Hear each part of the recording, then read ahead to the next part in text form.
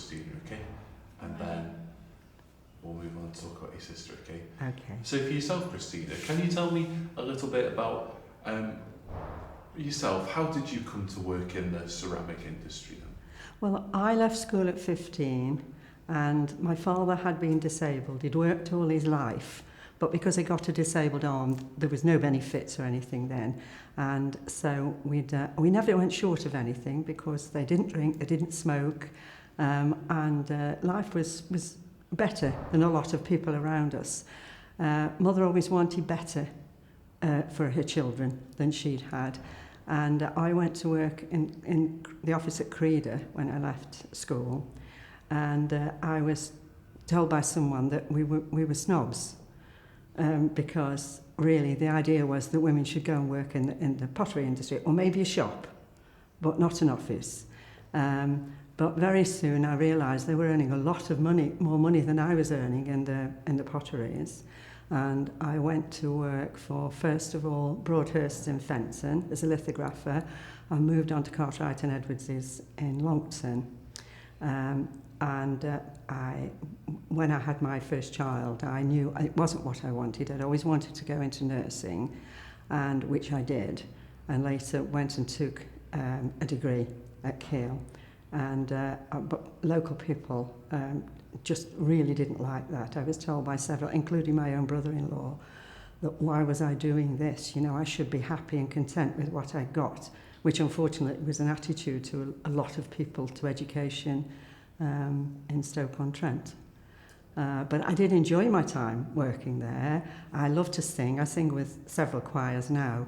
And the women enjoyed themselves and they would spend the day singing. Someone would start it off and off we would go, or someone would ask me to start something up and they would all join in. And it was quite a good time, really. What kind of songs would you sing? Well, of course, you were here in sort of the late 50s, so a lot of them were still, some of them were the old war songs. Were very popular especially with the older ladies. And when we started to sing anything that was a bit more modern, I think Elvis was, I don't know if Elvis was coming out then. I know I still kept singing those sort of things, but the more modern ones, and really the older ladies didn't like those. They wanted us to go back. And the music hall ones, believe it or not. And I've come to appreciate this because in my singing life, when we've come to do these things, I know all these words. Well, you mentioned the singing then. So what kind of an atmosphere was there on the factory floor then? Was it quite a positive one? Was it quite a pleasant place to work? It could, but also the negativity could come in with the women feeling that they weren't actually getting paid for what they were worth. Piecework came in.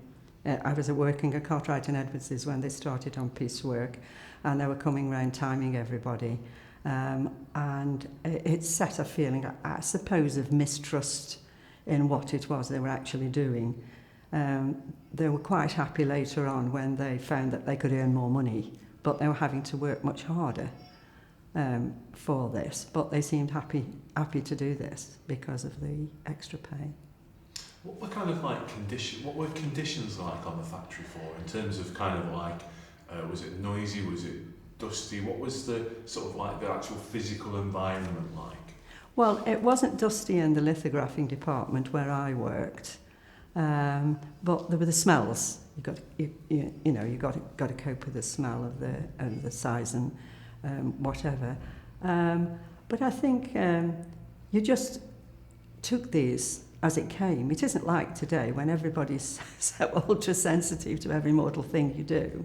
I think everybody just accepted it. I think people in the clay end, you would hear the ladies and the men coming through there coughing.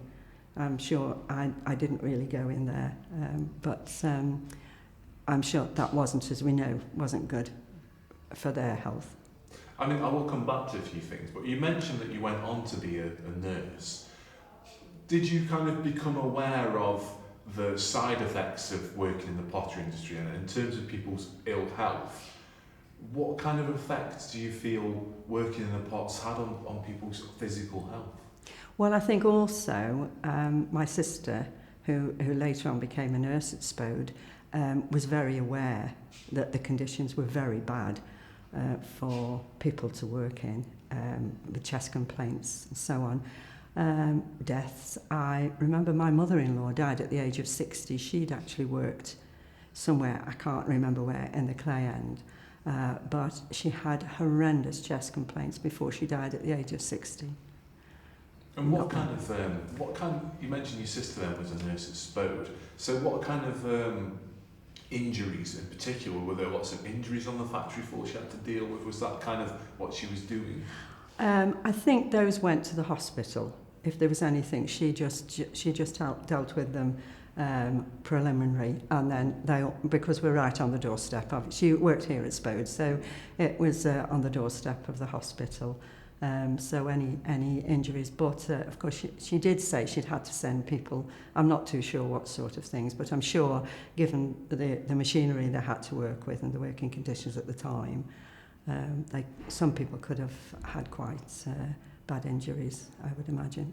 And what about kind of the longer term ill effects? What, as far as you're aware, what was the sort of longer term issues that were caused by working? Well, I think with the men, they suffered a lot from the lifting. I mean, they used to lift those long boards full of wear and carrying them through. And they were working in conditions, again, I mean, the women worked in the clay, and it wasn't all just men, with all dust and whatever, clay flying around. And I'm quite sure that contributed to the early deaths in a lot of people, because they were breathing in, even if they wouldn't wear them. I know Jane did say this. She said she got tired of telling people that they gave them, they must wear masks and things, and especially the men wouldn't wear them. And just to come back to your own kind of time working in the pots, what was the kind of camaraderie like, and what was the atmosphere like with other women? I think it was very good, and they were very supportive. They were rows. You always have a group of women working together every day without this happening. So you got the occasional row, and then everywhere went quiet, and people were afraid to take sides, because if you took sides with one, but that didn't tend to last very long, because I think everybody felt they were all in the same boat. They were all working. They needed to earn the money. They needed to get on, so I think, from what I remember, that was short-lived. And I think there was a great sense of caring, and especially about the relationships. They'd come in and have a moan about the husbands or the boyfriends, and they weren't afraid saying, "Get rid of him. He's a waste of time. You shouldn't be with him." Did you feel at any point during your time working in the potteries that there was any difference between men and women, that you were discriminated against in any way whatsoever? Well, I think obviously you've got the wage gap, as you've still got in this day and age, but I don't remember it causing any friction, because I think they accepted very much that it was men's work and women's work. And when you look at the type of work that they were doing, the finer detailed work was being done by women, and the heavier work mainly was done by men, although there were some exceptions to this. So I don't ever remember there being any disputes over the difference in the pay structure then. And did people working in the potteries, did you consider yourself to be working in a creative role? Did you think it was a creative kind of thing to be doing, producing this wonderful work? Oh, I thought it was lovely when you saw the ware finished. That was really very nice, but I have to be honest, I'd gone there to work for the money, but I have no regrets about doing this. It did help me to move on to where I wanted to be. But particularly Jane, I used to attend one or two of the things that Jane had here, and the ware on Spode just blew me away. I started to collect it, and I have a lot of their ware until this day, because it was so beautiful. The workmanship that went in, and the paintresses, I just have such admiration for them. They trained. Jane went to work as a paintress at 14. She started to work. She had, for 7 years, she had to be sit next to a woman who would watch her work. She wasn't fully qualified. I mean, a doctor doesn't take that long, does it? But the beautiful, beautiful artwork that they produced. But I don't think they ever saw themselves as artists in their own right, which they certainly should have done. Very, very talented people. And do you think that for people working in the potteries, was there a certain pride associated to creating this beautiful ware that was then sent around the world, and you could go to walk into wherever, a restaurant or whatever, and stuff that was produced in Stoke-on-Trent was on the table? Was there a pride associated to it, do you feel? I think so. I think more so today. I think it took a long time for people. I think what I remember it was a job. They were doing a job. They were happy. They were doing a job they liked. They thought it was very good. But I think in later years, we came to realise just how important the pottery industry was. And when you travelled around the world and went and saw, I certainly always had a sense of pride. And I'm a turner over. I've got to look for the back stamp wherever I go. And when you go into lovely places and travel abroad and so on, and you're looking and seeing that the ware's there, it gives you a nice sense of pride. And you mentioned you were only really involved in the pots for a few years, but you must have been aware of the decline of the pottery industry. As somebody whose family was linked to working in the pottery industry, yourself and your sister, how did it feel to see the decline of the pots and to see work shipped off over abroad and the factories kind of closed down and stuff? How did that feel? I think that as soon as they started to move the ware abroad, I know they did in the clothing industry, they did everywhere else, you realised people were saying they didn't want to buy it. The Americans, the Canadians, they didn't want to buy it. They wanted stuff that was made in England, or more specifically made in Stoke. I would go into, say, we lived in London for a while, and when I would go up to London, into the shops, and you would see people picking the ware. If you go into the ware, where they were selling the ware, and people would look and say, and they'd put it down. These are your tourists don't want that. It's been made in China or whatever. And I'm sure that helped towards the decline in the potteries. And they got so big, didn't they? And then too much, trying to make too much money out of it. And now we've gone full circle, haven't we, with the little potteries coming back and starting to make and be appreciated and purchased by people. What kind of an effect do you think the factories closing had on the communities and had on women in particular in Stoke-on-Trent? What kind of an effect do you think that had on the workers? Well, the pottery industry was predominantly women. So, of course, as the factories started to close, then these women had got to find other jobs to do. And some of them were really getting quite well paid for the work they were doing. But the jobs on offer in Stoke-on-Trent were not, the wages were not up to what they would have been used to earning while they were working on a factory. What kind of an effect do you think that had on families and on people, on women? Well, it would be a boomerang effect, wouldn't it? Because less money going into the family, less things they can purchase. The shops would suffer because they obviously they weren't getting as much spent there. I know of someone who had a business who had to close because they relied a lot on people going in, walking into work in the morning, calling in the shops, buying a paper, buying the cigarettes, buying the sweets, whatever, every day.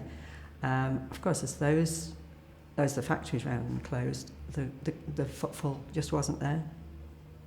If we go to talk about your sister now, then, can you tell us, it's really interesting, you said your sister started in the pots at 14, did you 14, say? 14, yes. So can you tell us a bit about what you know about your kind of sister's kind of life, starting when she left school and started to work in the potteries? Could you tell us a bit about that? Yeah. Well, she was 20 years older than me, and Sorry, beg your pardon. Rather than saying she, Jane, say Jane. We'll go from the start because I want to use this independently in the film. Oh, right. If you say she, it won't No, of course. work. I'm sorry. So yes. If you could just introduce us, tell us about Jane and tell us about how well, Jane, our family name was Edwards, But she was 20 years older than me, and she married when I was a babe in arms, really, and became Jane Dennis. She had started to work at Spode as a freehand painteress at the age of 14, and it was 21 years before she was on full pay, what they considered that she was a fully fully qualified painteress. She enjoyed the work here. I don't know when the Copelands took over, and I'm not sure at which stage, but she got on very well with Robert Copeland. He was he mixed very well with the workers, and came around. She had a short break for her daughter, the birth of her daughter, and then came back, and then she started to show concerns for the working conditions of the people that were working in the clay end. And she was able to take a different route in her life. When they just post-war, men were coming home, women were having babies, they were staying home. And the potteries were really struggling they needed the women back to work. And so they ran a competition for Potteries Princess with all the factories. And Jane won. She was very pretty, auburn hair, bright blue eyes, 5'2", with an infectious smile. And so with this, she was her photographs were taken and went on all the wear going out, particularly abroad, America, Canada, everywhere else, with a picture of her to try and encourage sales. But locally was a big poster. Now, I can't remember what it said on it, but it certainly wasn't "Your country needs you," but it was something to do with this. And I was coming home from school one day, I'd be about 6. I was walking from school in Fenton, and they were putting up this huge picture. They were pasting up on one of the boards near to Fenton Library.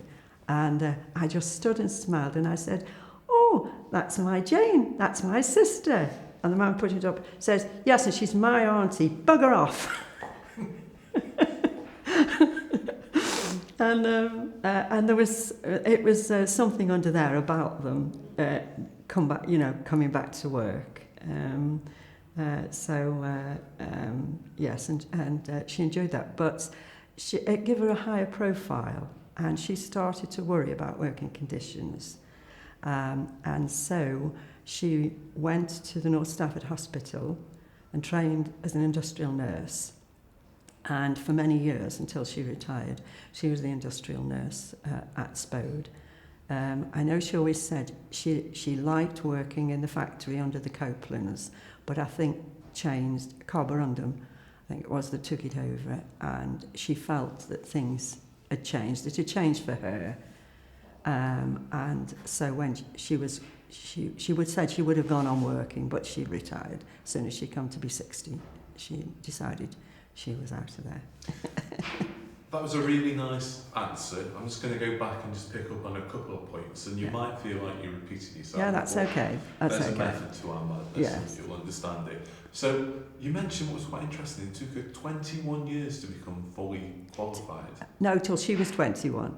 7 years. Right. 7 years. The 7 years apprenticeship till she was 21. So they didn't get full pay. They were on lower pay until they were 21, and they still had the lady there that would supervise. The supervisor would still supervise their work, although she painted beautifully, beautiful wear, and and that, I mean, it wasn't just her. That was it. Supervising all their work. So they had to work for 7 years before they were on full pay. Fantastic. And once again then, so Christina, tell me, what was the Potteries Princess? Because I think that's a brilliant idea, but obviously for the time, I don't know if you get away with it nowadays, but what was the Potteries Princess then? Please, could you tell me again? It was the idea to promote the wear abroad, but more specifically to get women coming back to work. It was just post-war. The men had come back, the women were having babies, and they weren't returning to work. And obviously, as the workforce is predominantly women, they needed to have the women back. So they had this photograph of Jane painting a lovely teapot, and I forget what the words underneath it said, something like, you know, we need you or something. There was some promotion thing there that I really can't remember.